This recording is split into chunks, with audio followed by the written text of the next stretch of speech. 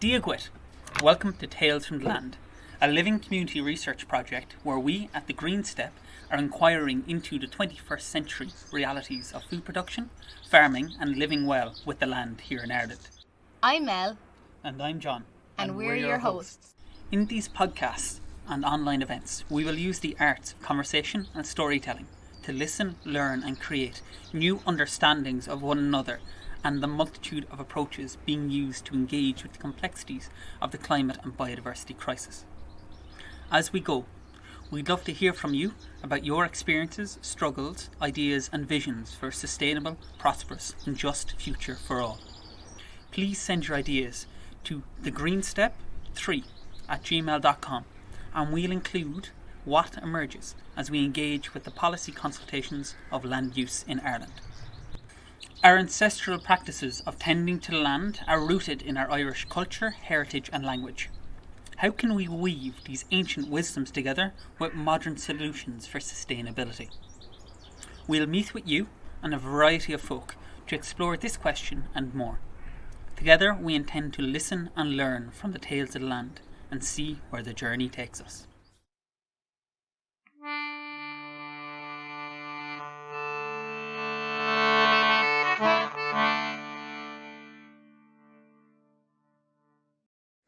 Diagwit, and welcome to the Tales from the Land podcast, episode 9.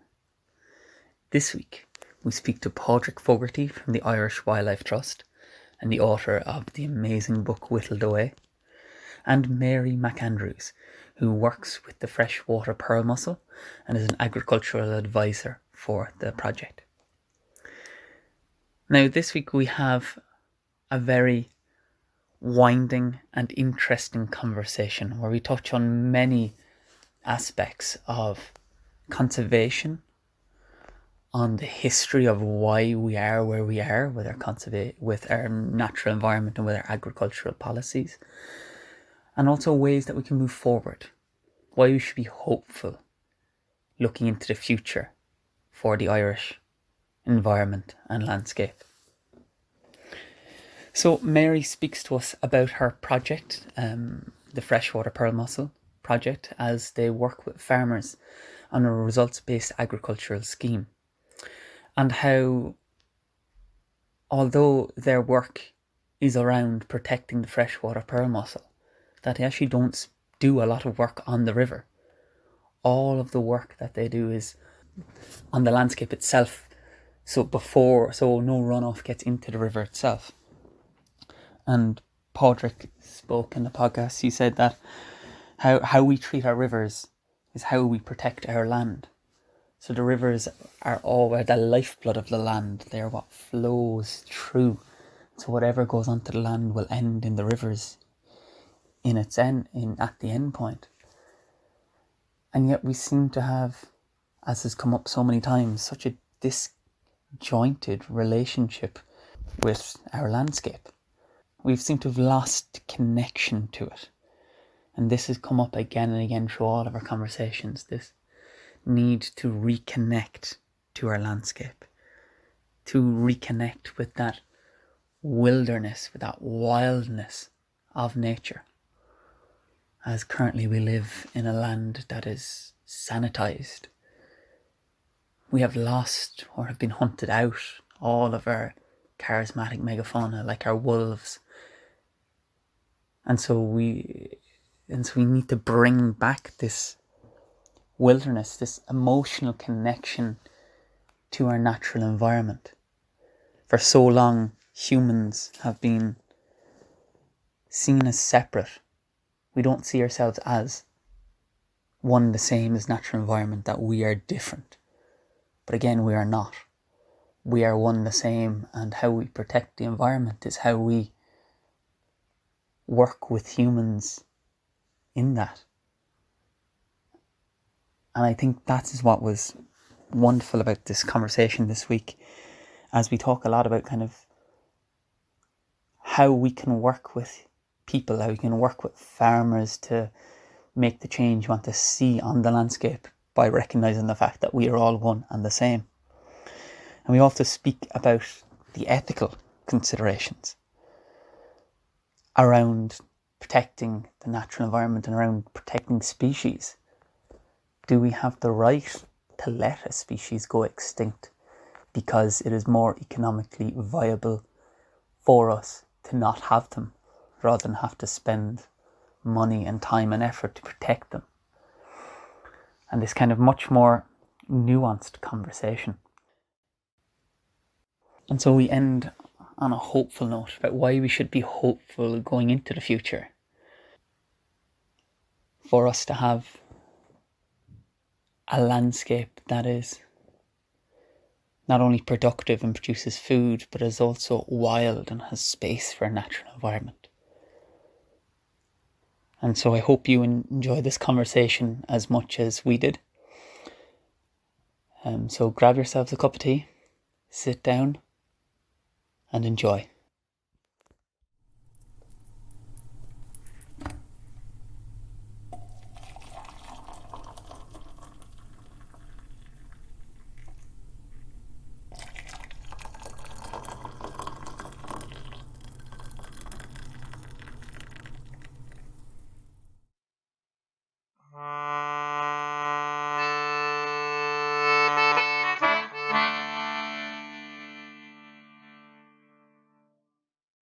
Hello, everyone, and welcome to episode 9 of the Tales from the Land. We're here today with Padraic Fogarty and Mary McAndrew, and we're going to be speaking about, again, agriculture and kind of the ecological more side of agriculture and kind of that whole realm. Firstly, I'd like to begin by asking you to introduce yourselves and bring in where you are. So where are you currently in the country? What can you see outside your door? Where are you? Take it away, Mary. Okay, great. So my name is Mary McAndrew, and I'm a catchment officer with the Freshwater Pearle Mussle Project, which is a results-based programme based in the 8 top freshwater pearl mussel catchments in Ireland. I am currently based in Belmullet in County Mayo, and outside of my window I have 12 pet lambs in my garden, and we're just right across the sea or the road from the sea. So that's my view at the moment. My name is Padraic Fogarty. I'm the campaign officer with the Irish Wildlife Trust. And I'm speaking to you today from the suburbs of Dublin. So, well, I can't, not too many farm animals from my window, but I can see the sky and there are trees, but it's, I live in a very suburban environment. Thank you. We had Michael Cronin on last week. He's out near Dunleary and was just talking about how saturated the landscape is in names from the land and the water and the sea. It's very watery up there. So welcoming that in. And it's actually very fitting because for the whole way through this, we've been talking about tales from the land. And of course, a big part of the land is the lifeblood waterways that go through it, as you're also passionate about. So I feel like we're kind of, maybe going a little bit more to the land from the water, but of course they're all tied together. So I just want to bring that in as well as for naming the names. It's quite beautiful as well that first episode we spoke about salmon and we told the story of the salmon of knowledge, kind of almost from the salmon's point of view. And now today we have someone who's here from the freshwater pearl mussel who is completely interlinked with the salmon, kind of the whole salmon ecology. So it's really nice kind of having that full circle once more again. Yeah, go for it, Mary. We'd love to hear more about it. Sorry, I was just going to say absolutely, because like the salmon is part of the freshwater pearl mussel life cycle, because they obviously, when they release their glaucidia, their eggs into the water column, it's picked up by the salmon or the trout and they attach to the gills of the salmon or the trout and stay there for up to a year before they drop back off into the bed of the rivers. So yeah, definitely full cycle in that case. To people who may not know, would you explain what a freshwater pearl mussel is? Yeah, absolutely. So it's a bivalve. It lives in the, obviously, rivers and streams. They need extremely clean water to survive. So obviously they are present in really like high quality waterways. They're in decline at the moment, obviously, which is why our program is being put in place.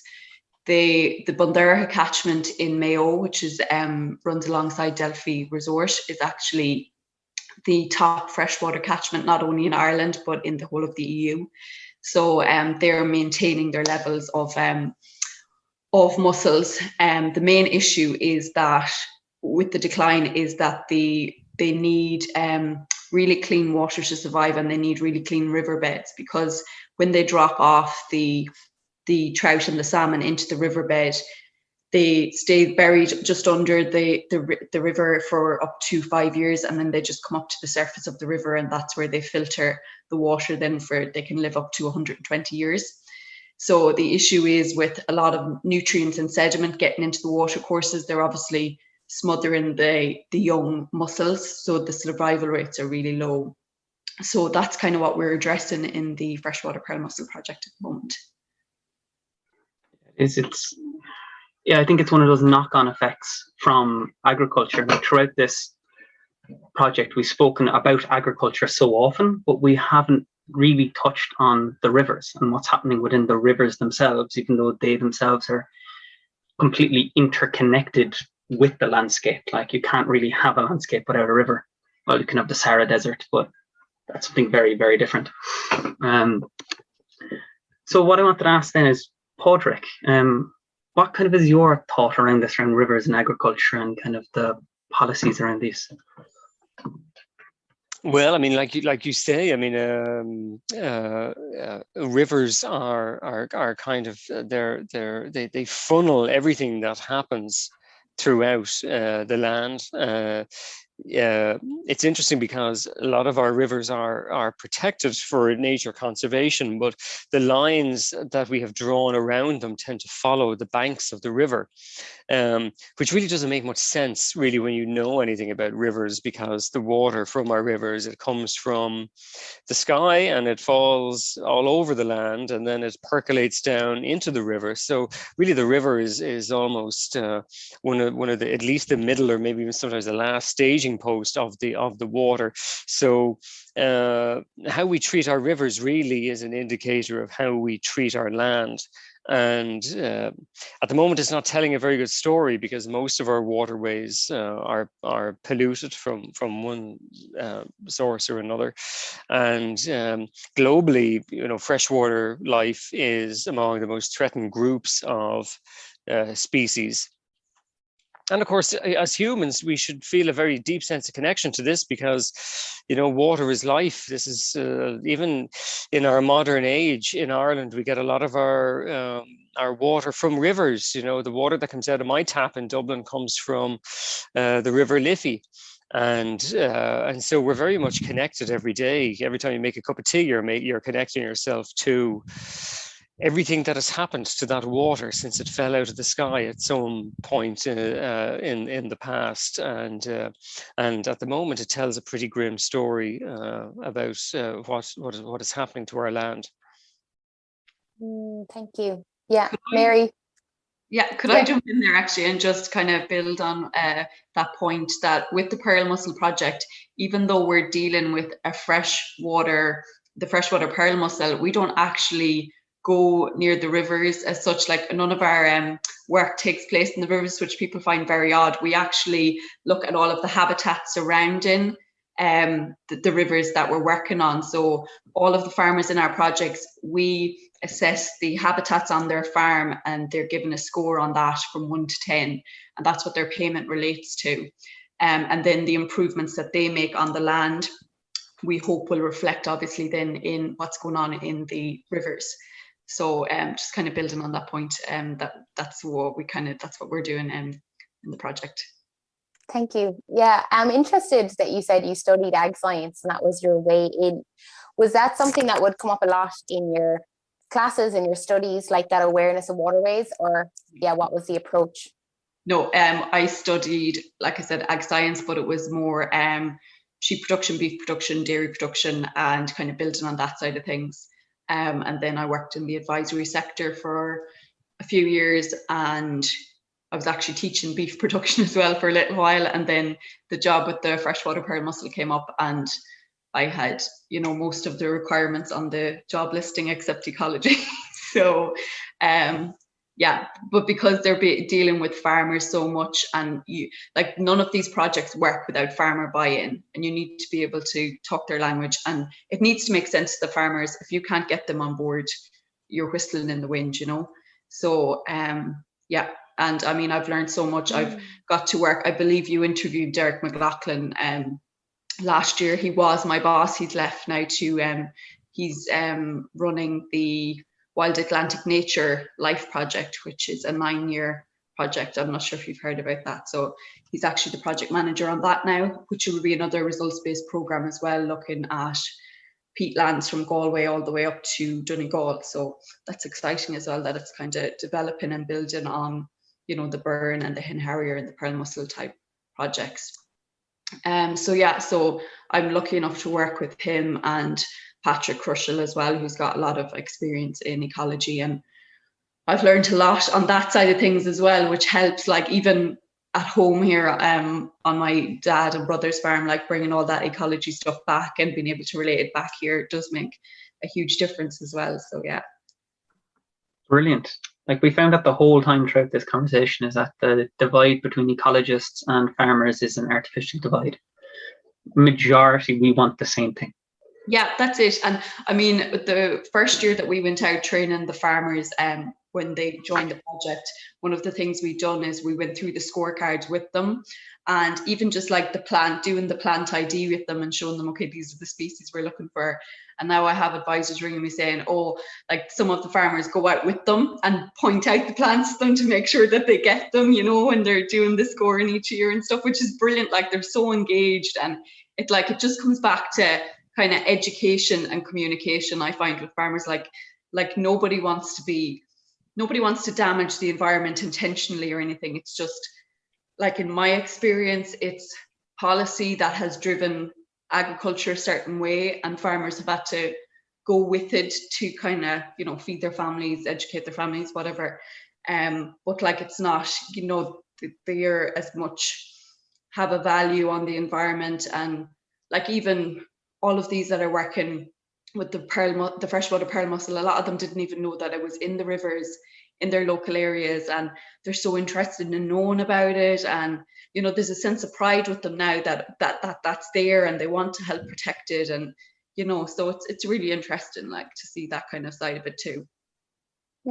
That's really gorgeous. I think like that sense of pride and the passion, it seems to be like one of the biggest problems is someone said to me, she's an agricultural educator for kids, and she said it's just as if ecologists or environmentalists have just a totally different language to farmers, and that's the biggest kind of hurdle, is just overcoming that. So I can really see the skill there that you're bringing, having had your education and growing up on a farm, and being able to go in and like not have to overcome that hurdle initially. Like, we were chatting to Mark a couple of weeks ago as well, and he said that was the main problem, like, was just the trying to figure out where they're coming from, but then getting to that root of the pride and the love in the place is really key. And Padraic, I'm curious about your experience with this kind of communication, because obviously you've written a wonderful book, and yeah, I'd love to hear your thoughts on that communication piece around these conversations. Yes, well, I mean, communication is education, and we have lost so much of that over the years. We have lost that connection over the years. I mean, I remember being in primary school in the early 1980s, and at the time, the Amazon rainforest was being destroyed, and there was a connection being made between beef production in the Amazon and McDonald's at the time, and there were protests about eating burgers in McDonald's.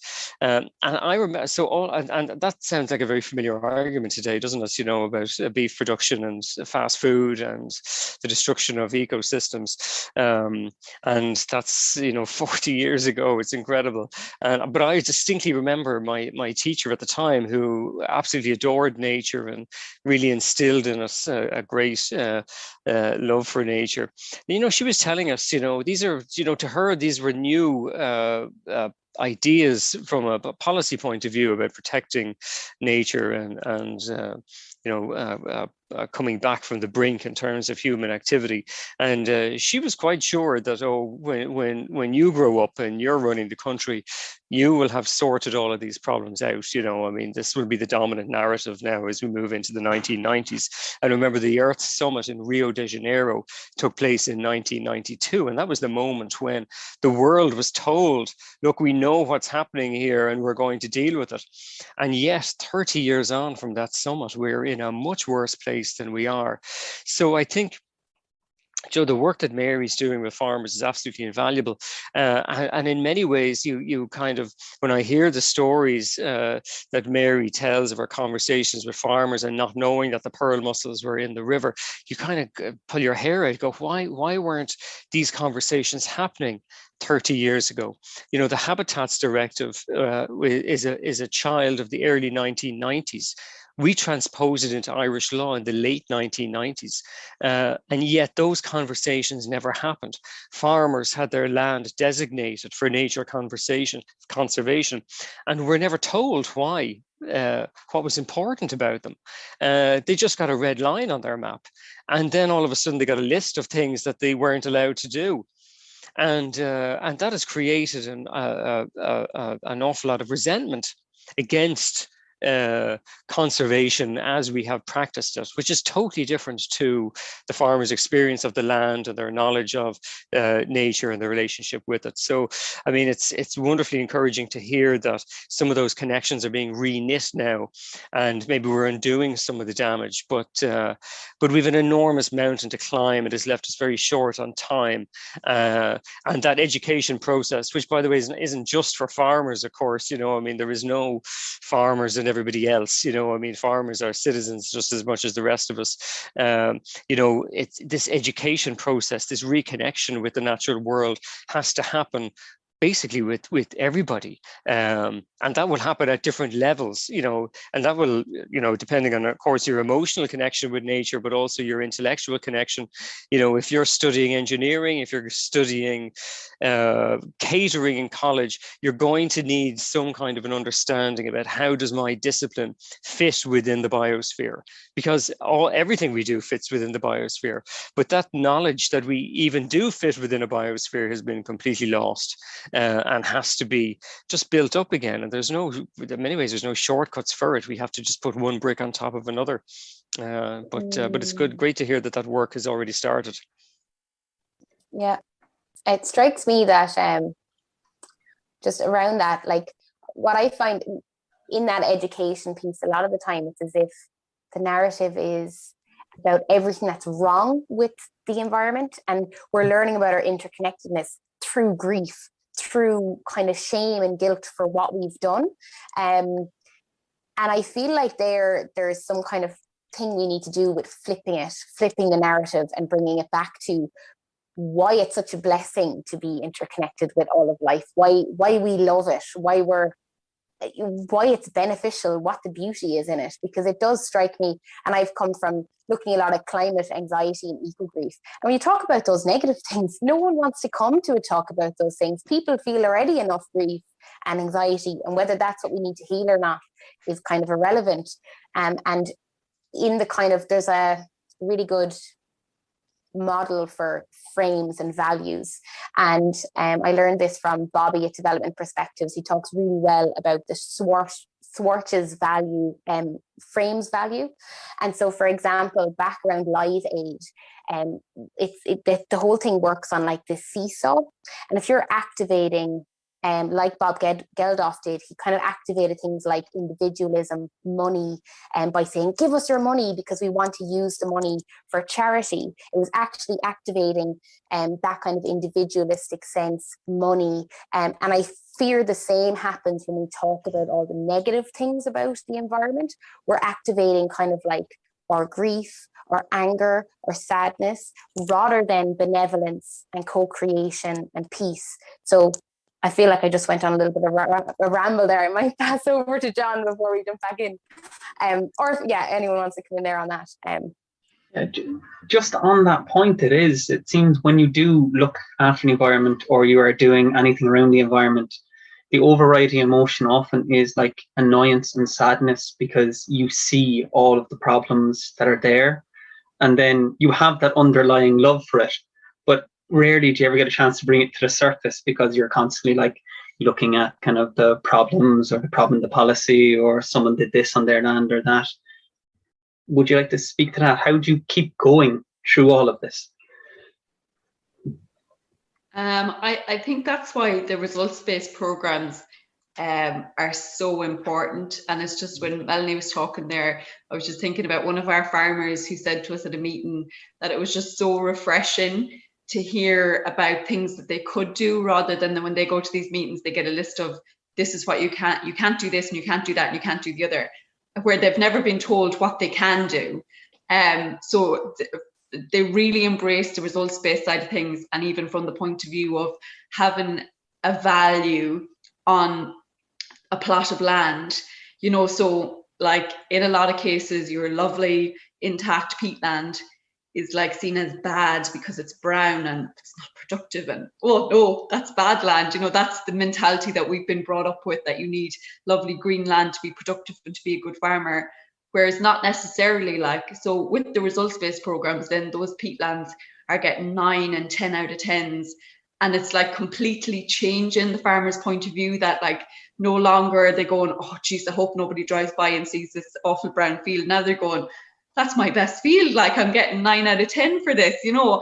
And it's just giving them that sense of pride in it, and that kind of, well, what can I do now to get my other fields up to this score? Do you know what I mean? And like, it's just flipping it, and them having a sense of pride in what they're doing, and an understanding of, okay, I can't do this. Well, why can't I do this? But I can do this instead, you know. And that's all it is. Like, it just brings it back to that understanding. And like Padraic said, like, it's when land was designated and they got their lists of arcs and stuff out, and with no proper explanations or anything, it's, you know, it has created a lot of resentment with them. And it's just, it's a lot, they don't understand either. And then they're trying to go through so many hoops to get anything done, and there's no direct person that you can ring in a certain office and get a direct answer to, you know, to a question. And it just, that's frustrating for a farmer. Like, so even with our project, that they know, like, they have their advisor that they can talk to, but they can also ring me, and I can give them an answer straight away if they can do something or not. And even just from that point of view, they really appreciate just having someone that they can ring and talk to directly and get an answer there and then for something as well. So, you know, I think results-based programs are definitely going to have some sort of part to play going forward, you know, in the future of it. Yeah, I love the results-based, because again, it is, as we've said from the beginning, it's working on what you can do rather than just giving out about what you can't. The idea that, and that like special areas of conservation were designated without farmers' knowledge seems like an incredible oversight. How did that even happen? Well, I think I think they possibly got, you know, a letter in the post, and many farmers may have opened the letter, many didn't, and that was pretty much the end of it. I mean, you have to go back quite a long time actually to unravel the history of land designation. If you go back to, well, you don't have to go back, but, you know, to indigenous cultures, they all had their sacred places and their holy caves and holy mountains and so on, which, you know, from today's point of view, look very much like protected areas. These might have been places where they didn't take anything out of, they didn't take food, or they were just worshipped. And then you have to fast forward to maybe the expansion of the United States into the US West, you know, where they were visiting landscapes that were magnificent and inspiring. You have people like John Moore, the Scottish guy who went to California and, wrote poetically about the Yosemite Valley, completely ignoring the fact that there were indigenous communities living there for 30,000 years, and then decided these places need to be protected and we're going to create national parks. So the idea of the protected area dates from that, of drawing lines around areas. And what was innovative about the Habitats Directive when it came in was that it wasn't supposed to say, okay, here's a line and you're not allowed to do anything inside this line. But at that point in our history, that there was just no political engagement with conservation. There was no desire by the Irish government to make it work. They found themselves knee-deep in conflict, particularly with turf cutters over protecting raised bog habitats, and it became toxic. And then what we saw in the last, certainly since the economic crash, I mean, the conservation bodies in Ireland were completely defunded, and it was almost like nobody wants to go there. We just ignore it and maybe it'll go away. But of course, now we have a biodiversity and a climate emergency, and we're seeing maybe a little clearer the lack of foresight, and hopefully that will turn around. Now, the thing is, at the moment, we're looking at expanding our areas which are designated for nature conservation. There's a global movement that will crystallize later this year to protect 30% of the land and sea by 2030. Now, I don't know, there's an argument to say, well, this really only drives a wedge into this duality between our existence and nature. And certainly, if we just try to replicate what we've done in the past, we'll fail. There's absolutely no reason to believe that carrying on the way we've done will succeed. But on the other hand, if we do things differently, I think the idea of protecting 30% or even more of land that's not necessarily off limits to humans, but might be off limits to extractive activities could succeed. But again, it comes back to whether we can see ourselves as part of this web of life, as part of the ecology. I mean, we were talking about the education there, I mean, when I didn't do a degree in ecology, but I did do some study in ecology, and humans were basically absent from the textbook. It's like we didn't exist. And even when I was studying, there were still 5 billion of us, and there was hardly a scrap of land on the surface of the earth that hasn't been affected by human beings. So we can't go on seeing ecology as something that just is separate to human endeavor. But if we can get over that duality, if we can see ourselves as part of nature, then that's when we can start to succeed, I think. Yeah, you're too right. Like, we are nature, and we talked in a previous podcast. People are talking about the gut biota and kind of fermenting and kind of bringing that in as well. How kind of connect people to land. Then we're kind of creating almost the ecosystem that's inside each of us, not a mind ecosystem that we are within outside of all of this. So I do love that idea. Connection has come up more every single time we've had a conversation. People say we need to connect back to nature and back to the land. And I'm wondering, how do we do this? Because I think about kind of like policy that we've done in Ireland, like the Arterial Drainage Act and things like that, and the fact that like almost every river in Ireland has been modified in some way. So we don't even really know what we have lost. And even when we speak about kind of the Irish language, we've lost the words to describe the things that we have lost as well. So how can we begin to reconnect ourselves to this more than human world? I love that. Maybe what do you do as individuals or in your communities or your families? It would be nice to hear some examples. I mean, I just find spending time in nature is what I do. I mean, how do we bridge that gap? I mean, it is to me, it is an ethical dilemma. It's not an argument over policy, really. It's not an argument over economics. It is an ethical issue.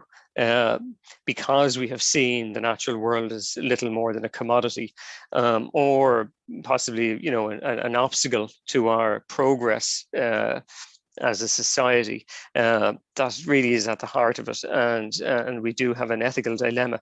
And even bringing it back to the freshwater pearl mussel, I mean, the pearl mussel is an extraordinary animal, but it doesn't look very extraordinary. And, you have a kind of a hard time telling people that it's extraordinary because A, they've never heard of it. And B, if you show them a picture of it, they go, well, I was expecting a panda, or, something a bit more charismatic. But when you learn about it, its life cycle is absolutely extraordinary. And it was found it still is found in rivers across the country, from the south and the east and the west and the north, not just the smaller mountain catchments in the west, but also the bigger catchments in the southeast, which are the focus of our agricultural productive system, particularly dairy. And here we have an ethical dilemma, because when these rivers like the Slaney and the Blackwater and the Nore and the Barrow were designated as special areas of conservation for the freshwater pearl mussel, we signed up as a nation to restoring favorable conservation status for the freshwater pearl mussel in these rivers. Now, the authorities drew up a report about 10 years ago now, looking at all of these rivers for freshwater pearl mussels, and they kind of looked, and okay, you have to read between the lines a little bit, but they basically decided that saving the pearl mussel in these intensive agricultural areas was contrary to promoting our export-led agricultural model. We just couldn't have both. So they decided the pearl mussels could be sacrificed. And they went so far as to try and remove the pearl mussel from the list of features on the River Blackwater, in the main channel of the River Blackwater in County Cork, for protection. Basically deciding at an official level, this species can go extinct in this area where it has been for thousands of years, in order to facilitate economic growth and the continued export model. Now, to me, that was an ethical decision that was taken by, very few people. I don't remember there being a lot of discussion about it. But you can see why, if we had a different ethical framework that said, no, absolutely not, we can't allow a species just to go extinct just to promote a certain economic model, then I think we would be in a different place today. Now, luckily, that decision to remove the pearl mussel from the SAC in the Blackwater was challenged in the court, and the complaint was upheld. So basically, that legal protection remains today. So while the challenge in the media is framed around meeting climate change and greenhouse gas targets, we hear a little bit about water. We don't hear very much about the freshwater pearl mussel. How is agriculture in the south and east going to accommodate the restoration of freshwater pearl mussels? This, to me, is the biggest environmental challenge we have, and it will require an ethical response to understand why we need to save a pretty dull and boring looking bivalve, even if it does have an extraordinary life cycle.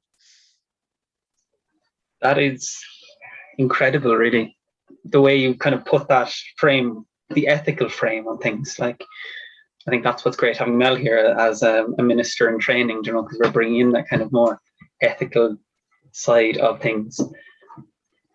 Yeah, my question there, if I may, is as we've been going through this process, like, I suppose my faith in policy has been diminished. I don't know if it was ever very strong anyway, but I mean, we can all write lovely lists of all the things we should do, but then about actually implementing it is where the challenge comes in. And I think ethics, and I've been reflecting on this actually in my ministry training as well, ethics look great on paper. I've worked in lots of volunteer organizations where we've put loads of great plans on paper, but then trying to put it into practice, particularly in some of these organizations where it was mainly volunteers who are already doing a lot and maybe are close to burnout, it's very hard to actually implement things. So I suppose my question there is, can that come through policy, or does it need to just kind of come from the love of people and communities and that passion, or could it be both? I don't really know, but I'd love to hear your thoughts. Mary, do you want to maybe come in there?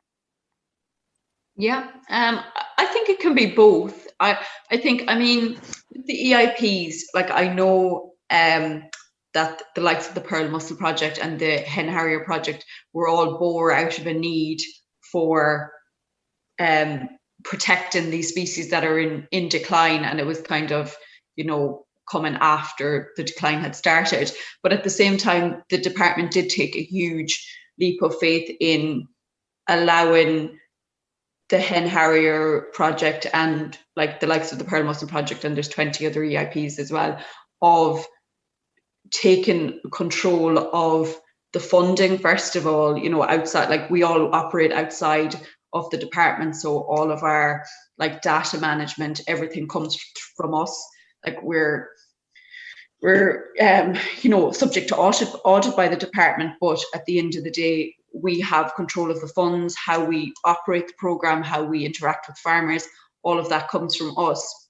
So for them to give control of that over to us is, you know, it is a huge step. So I think the policy, it's going to be slow because there's a system in place and it's been there for a long time, and it's very hard to get change. But I mean, even with the new REAP scheme there, you know, it's starting to come slowly around with the results-based side of things.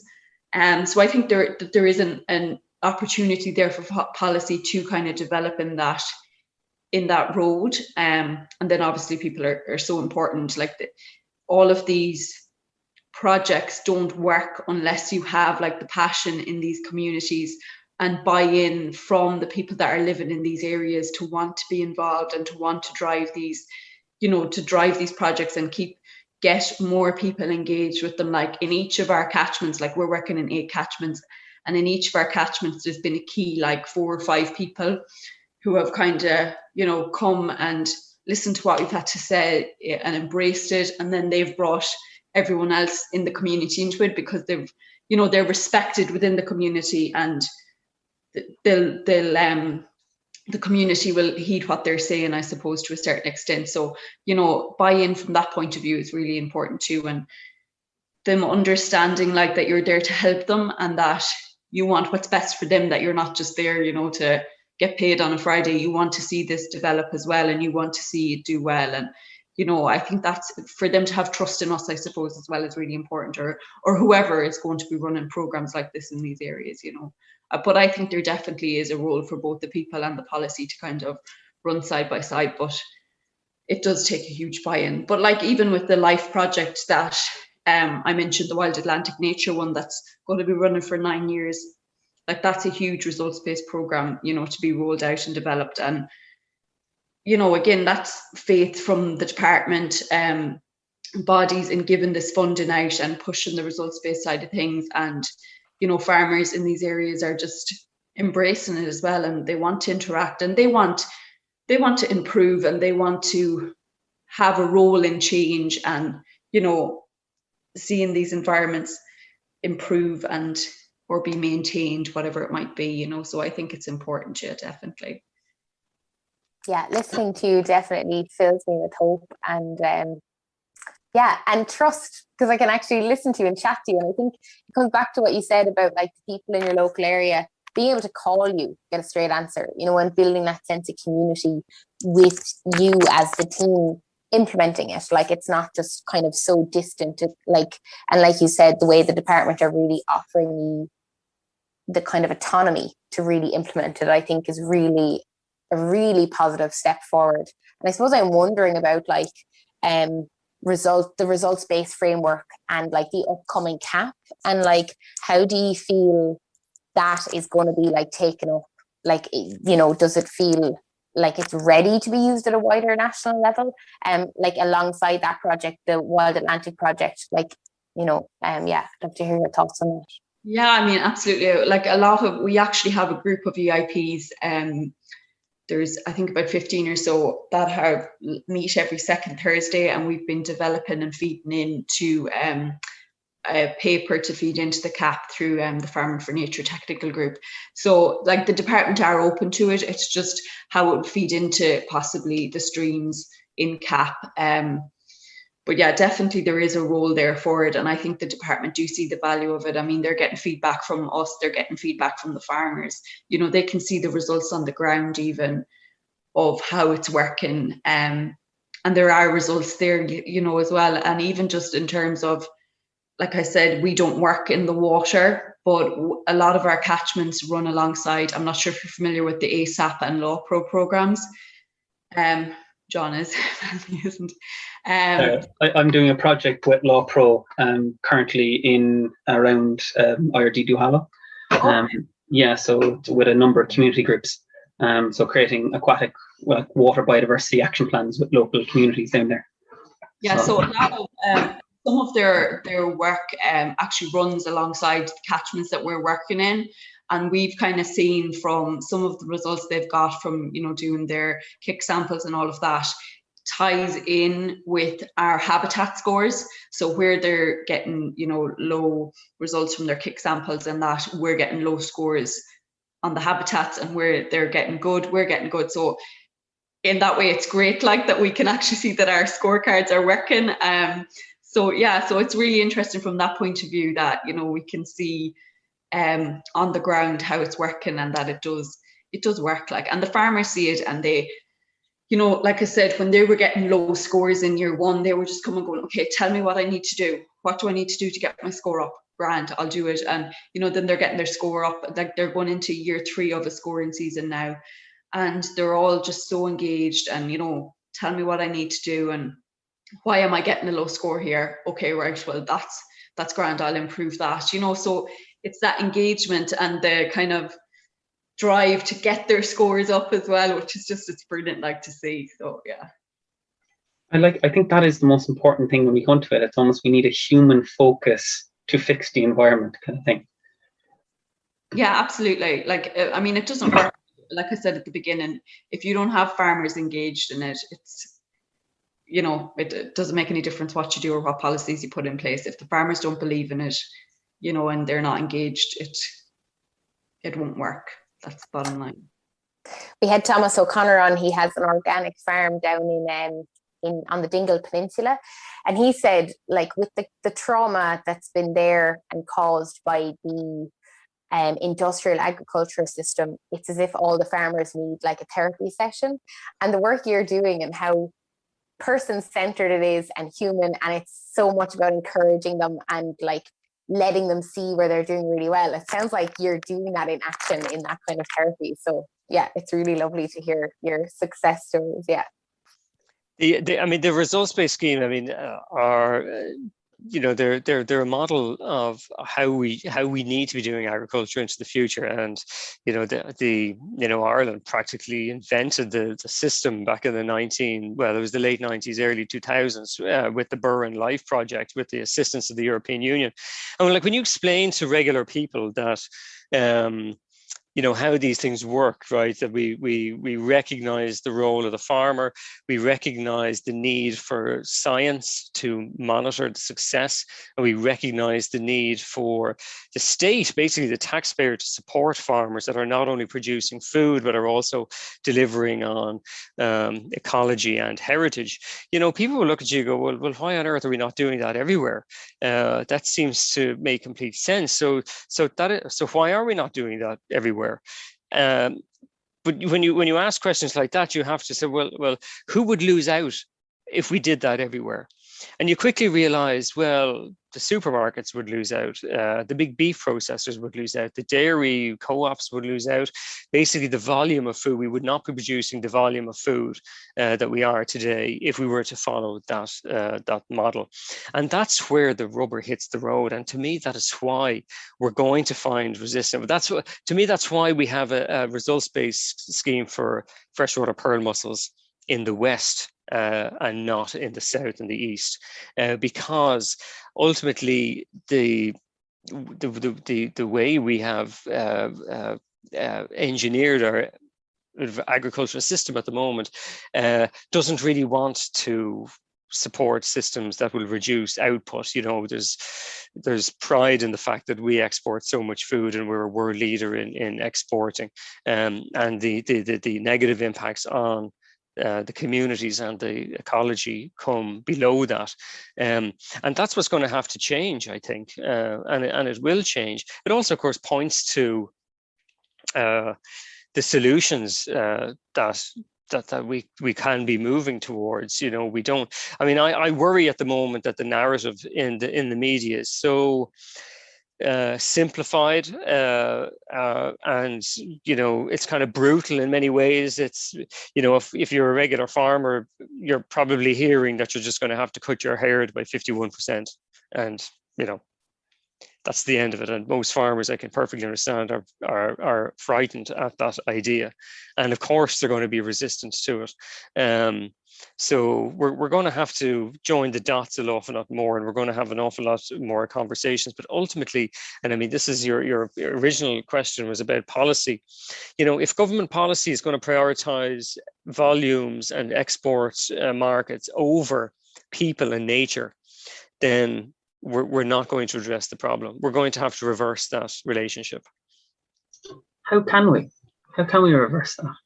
Well, I mean, I think if you're looking for hope in how we can really have an ethical revolution in seeing, people and nature is more important than the generation of capital, then, you don't have to look into the too distant past. In Ireland, we have the Ireland I grew up in the 1970s, was not a happy place for an awful lot of people. And we have had a number of ethical revolutions in Ireland in my lifetime that has made Ireland, in many ways, a very, socially outward and much more accepting place than it was.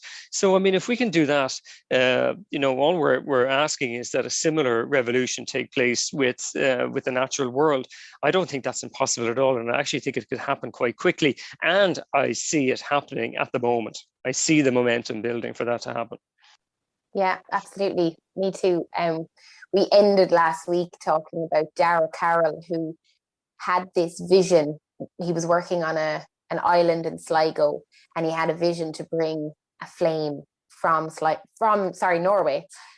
Norway down through Ireland and through Ishnok. And he set sail in the middle of winter, first with a motor on his boat, and then was quickly tossed onto the beach and ended up with a living fire in the bottom of the hull the whole way along. Managed to save it even when they were shipwrecked, fixed the boat, set off again, realizing, okay, actually this needs to be done naturally with just the sails, with no mechanics, and brought the flame then on with horse and cart all the way down to Ireland. And that kind of magic impulse, that goes right back to our fairy forts and our stone circles and our old stories and our old culture that we love so much, that's so rooted in our crack agus ceol, that magic that's there in our Irish language and in our relationship with the land, I think is the piece that's emerging, that maybe you're sensing there as well. And it's come up again and again, this thread of ancestral healing and how important that is. And Michael Cronin mentioned last week about how in Armenia they've done studies on the famine and how the site where we take food in and where we speak from, if there's a famine, it often traumatizes our use of language as well, and vice versa. So we have a lot of trauma around our language and our food that seems to be kind of emerging, and with these kind of magical adventures and stories and that kind of grow for the land coming again. And last week as well, Niamh spoke about bringing back the fifth province, in the heart of Ireland, this liminal, unseen realm, and bringing that a little bit back in. I feel like that's that fills me with not just hope, but kind of exuberance and sparkliness. I have another friend who wants to travel from Eastern Europe on horseback to bring back water, perhaps, to the centre of Ireland. So there's all of this incredible adventurous impulses that are rising. I'd love to hear what that kind of elicits in you as you hear it. Have you got your own stories around that, tales of kind of hope that you're seeing?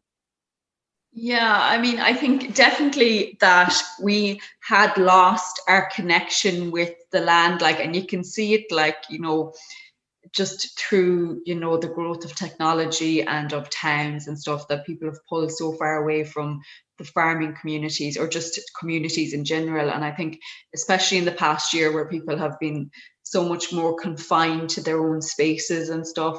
Like even myself, like I always had to travel like an hour and a half or 2 hours to and from work, always, whenever I have been working. So this like past year was the first time I, you know, didn't have a commute or anything. And it does make you go so inside yourself and kind of look at the landscape around you and your connection with it. So I think that definitely, like from looking at social media and stuff, like people seem to have gone so much back into nature, and you know, like people are discovering on their walks like stuff that they'd seen in their childhood that they hadn't seen for a long time, because they're so busy traveling to work and rushing to bring kids here and bring kids there, that like all of a sudden they had slowed right back down, and the awareness of their surrounding areas again.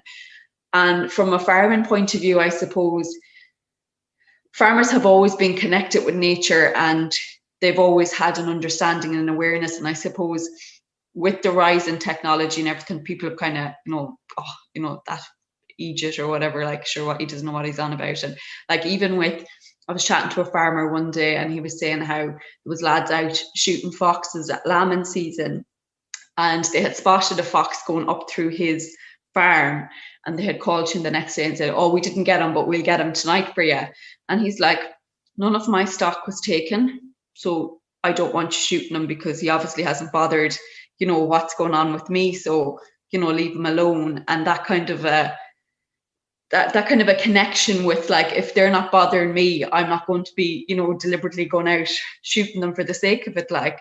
So I thought that was really interesting, because my dad would have the same kind of point of view of it, like, as if they're not coming near you, you don't interfere with them, you know, that kind of way. So I thought that was really interesting too. So yeah, no, I definitely think like that there is a connection there. It's just trying to bring, especially the younger people, I suppose, back to the countryside and the connection that we all had with it. Like, I even see what my nieces and nephews, like, they'll sit in a house full of technology and on board. You know, we'd be like, oh my, like, you have a whole outside to play with. What is wrong with you people? You know, and that's like, they've lost that connection. Like, and it's not just here, it's everywhere, I know that. But yeah, I think, I don't know, maybe through the schools and through nature walks and stuff like that. Like, we used to do them when we were in school, and they seem to have stopped now. So even just bringing stuff like that back, and, you know, that connection back to them again, I think is the way forward. I know, like, our Kerry office, they done some presentations in the local national schools down in Kerry, and some of the farmers like text afterwards saying that when the kids came home from school, they were sitting around having dinner, and they were chatting about the life cycle of the Pearle Mussle and telling like the parents all about it and stuff. And, you know, like, and that connects them, because they know that it's there on their farms, and that they, you know, that it makes it real for them, I suppose. So I think just stuff like that in school as well, like, you start with the younger ones, and they'll educate the parents, really, you know, sometimes is the way to do it. So yeah, I think that's the way forward. Yeah, gorgeous. Thank you. What about you, Padraic? What are your stories of hope that you're seeing at the moment?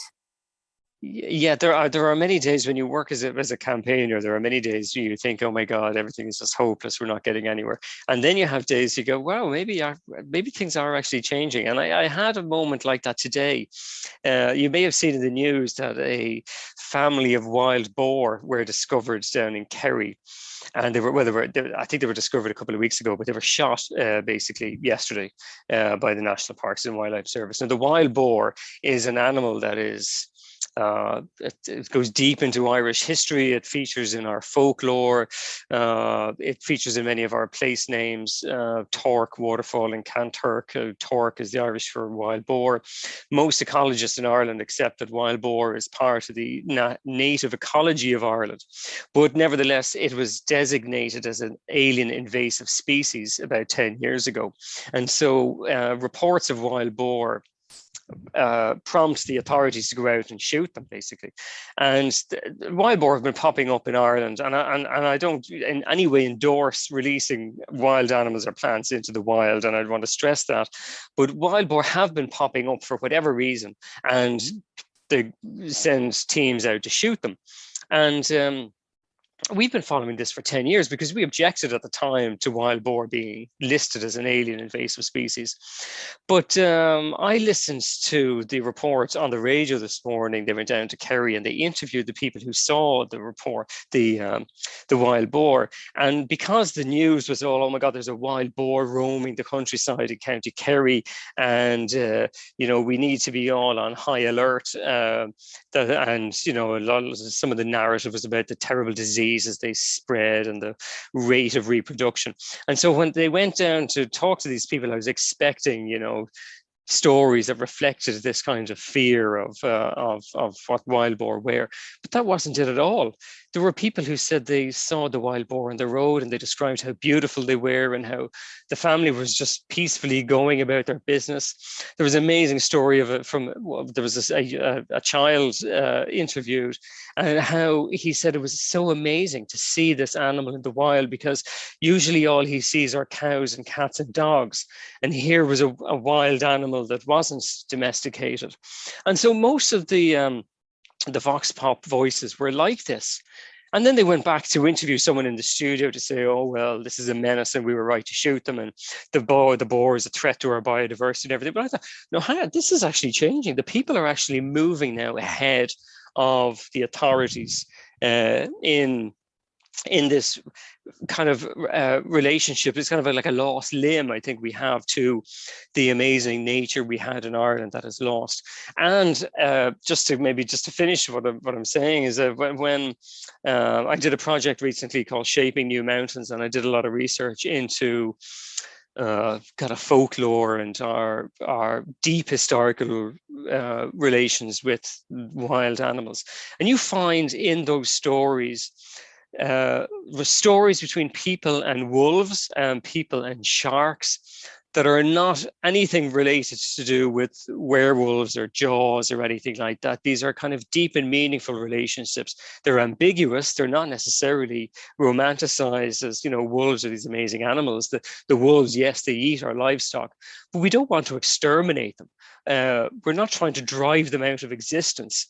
And I think that is the relationship I think we need to get back to.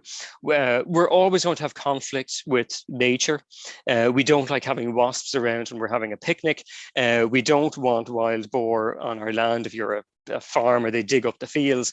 We don't want wolves if you're a sheep farmer. But can we get over these conflicts? Can we address them so that we come to a kind of a truce insofar as to say, okay, I don't want you eating my sheep, but on the other hand, I respect your right to exist as another being, and I'm not going to try to completely eradicate you from the face of the earth because you are inconveniencing me in some way. So anyway, the point is, I had a bit of a hopeful moment today in the wild boar story that maybe this relationship is indeed changing. Brilliant. Like, society is always ahead of its government in what we want to see, and I really hope I see it more and more. What I hear from all that is kind of, we've almost sanitized our nature. We've kind of made it completely all clean, clear cut. This is nature, this is human. We really need to bring that wildness back together, bring us all together as one, as we once had. And I think it's well important to say that we lost our wolves because of Cromwell, and because of the hunting of them out. They were purposely hunted to kind of basically almost take the wildness from the Irish people, in a way, and kind of subjugate us slightly. So I would love to see them come back. That would not be something I'd say many people would love to see, but I think it would just be great to have some charismatic megafauna back again that you can just go and look out. Like, I was in Yellowstone a number of years ago. We got up at 5:30 in the morning. It was -22 outside. We sat and looked through field cameras at a group of wolves a mile away. And we stayed there for 4 hours until I honestly almost got frostbite. My hands were just like in pain afterwards. Yet it was still one of the happiest experiences I've ever had. There's just something magnificent about seeing an animal like that in the wild. Yeah, and I mean, of course, I would love to see wolves back again. But I mean, people will instantly say to you that farming is not compatible with having large predators around. But I mean, as we've already discussed today, in many parts of the country, farming, as we currently practice it, is not compatible with many life forms, not just wolves. Farming and freshwater pearl mussels can't currently coexist in many parts of the country. Our pollinators are completely innocuous, indeed helpful. Bees are going extinct. Curlews and corncrakes are going extinct. So the wolf is kind of, it's just it's a very obvious kind of fairy tale confrontation with our relationship with nature. But if you're going to say that, well, modern Ireland can't live with wolves, at the moment, modern Ireland can't live with most of nature, really. Yeah, modern Ireland can't live with nature.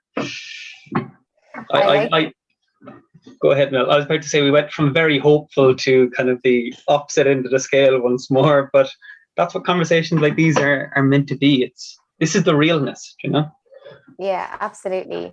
And that the messiness of life and nature and the non-linearness of it. I was going to ask something else, and now it slipped out of my head. But what I was feeling inclined to ask was, Padraic, you said you studied a lot about like the folklore and the stories, and I'm wondering, is there any story that's coming up in your mind with this conversation that you might lead us out with? I can give you a minute to think about it. You don't need to come in with it straight away. But if there's a story, it would be really nice to hear that, because I do think that sense of story and folklore is really key in bringing back our grow and our love. And that's actually reminding me again of that point of like the wasp and the conflict we have with nature and the arguments we have with it and the disagreements. And it's like that same language I noticed you saying, Padraic, earlier, like in the, and Mary, in the conflict in the conversations with people we deem other, even though of course we're not other or apart from each other. But it feels to me as if we need a whole lot of like restorative practice, conflict resolution, nonviolent communication, and those things I feel like need to be embedded in our systems and our policies and our frameworks, because we don't always know how to talk to each other, just like we don't always know how to talk with the angry wasp. Not even the angry wasp. I mean, let's be real. The poor wasp is being deprived of sugar and is having major sugar withdrawals and is looking for a fix. So as it's on its way out, Yeah. And how do we be compassionate towards that? And my soul is there. Yeah. You're basically giving out to a dying drunk wasp for stinging you. The poor wasp. Yeah. Is there anything you'd like to add in there, Mary, as well, on that note of that kind of the communication? Because I'd imagine the ability of a farmer to actually pick up and call you and for you to understand the on the ground stuff, I can just imagine is great, but I'd love to hear your insights. Yeah, that's the whole basis, I suppose, of the results-based side of things, is that there's an immediate connection with the people that you're kind of dealing with. Like in the Department of Agriculture, obviously there's several different sections for several different, departments and stuff. So you never know who you're going to speak to when you call, because there's always going to be someone different answering. Whereas they know, if I ring Mary, I'm going to get to speak to Mary, and that, like I said, they'll get an answer straight away. Or if I have to check with the office, they'll get a reply. And like even just like at Christmas, when farmers were getting paid, I got a phone call from a farmer that had just joined the project that in 2020. So like at 7:30 in the evening, the farmer rang me to say he'd got his money, and he was so delighted with it. He wasn't expecting so much. And I just like having the banter, and I was like, oh, well, hopefully the pubs will be open soon so you can go and get a pint with it, and all this.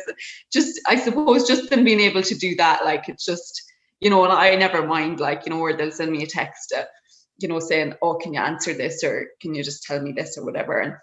And I suppose building on that, what we've started, we had hoped to last year, but with COVID we couldn't, try some environmental workshops where we would get, so all of our catchments have different issues. So in Bunderaha, rhododendron is a huge issue.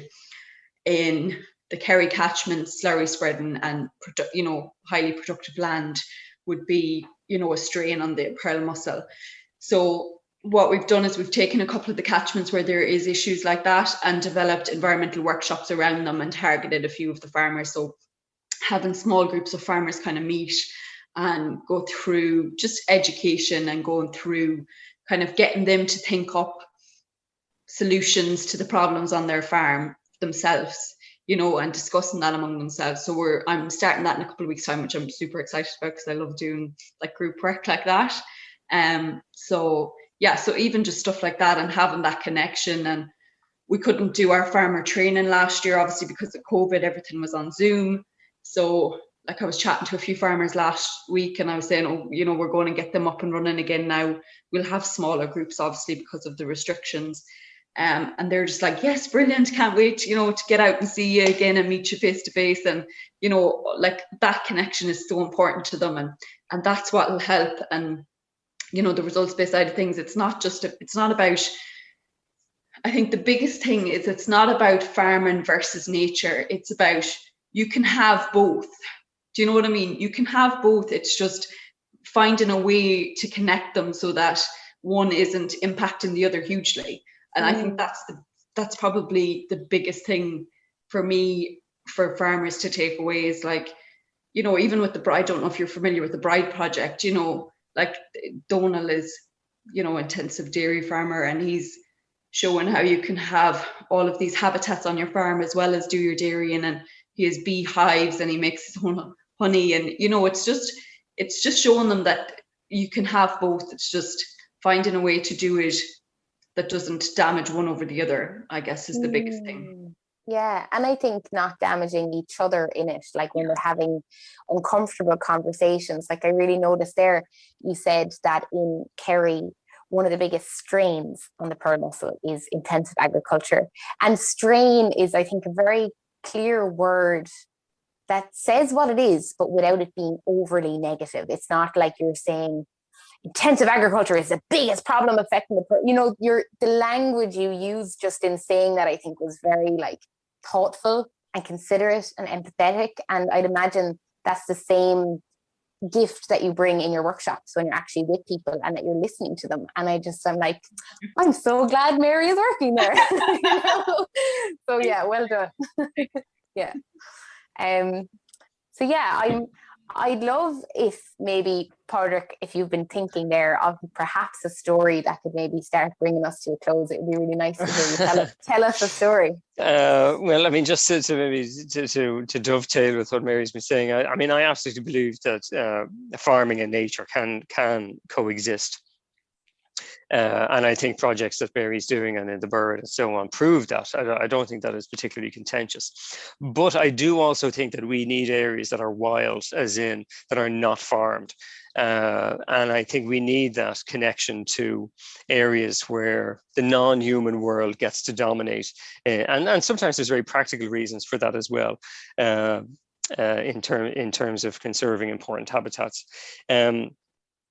But my story for you, just like the story I was trying to recall some of the stories I read, but actually the story that stood out for me most was I came to know a sheep farmer in County Sligo, and she lives halfway up a mountain in County Sligo, and she's an most amazing story because I think she told me she was, you know, part of 6 generations that she knows about that have been farming this particular, not, you know, a small corner of land up the Ox Mountains in County Sligo.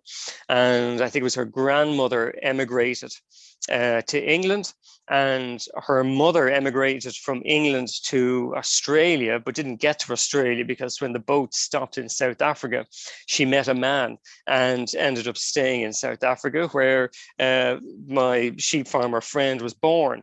But when my sheep farmer friend went to college in South Africa, she had this draw back to the land in Sligo.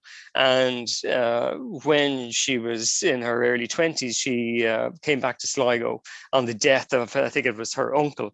And there was nobody living on the land in Sligo at that stage. So she felt this enormous draw to stay on this piece of land. And she did. And she never went back to South Africa to live. She's been living in Ireland now for, I think she's been here for more than 20 years. And she's had a daughter of her own. And she's tried very hard to farm the land.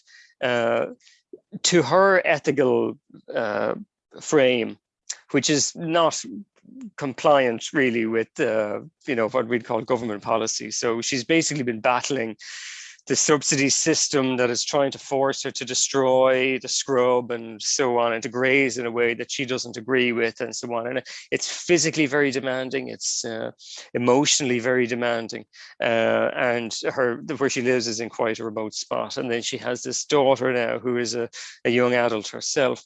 And I remember her telling me how, she was really happy that her daughter felt the same bond to the land as she did.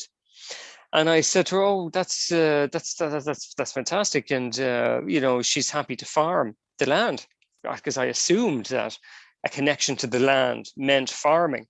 And then she said, "Oh God, no, she hates farming. But she feels this connection to the land, and she wants to give the land back to nature. And she wants to continue that relationship with the land and nature and with her ancestors." And I thought that was a really beautiful way of looking at it. Now, I totally accept that, for many people, a connection to the land is farming. The two things are just completely welded together.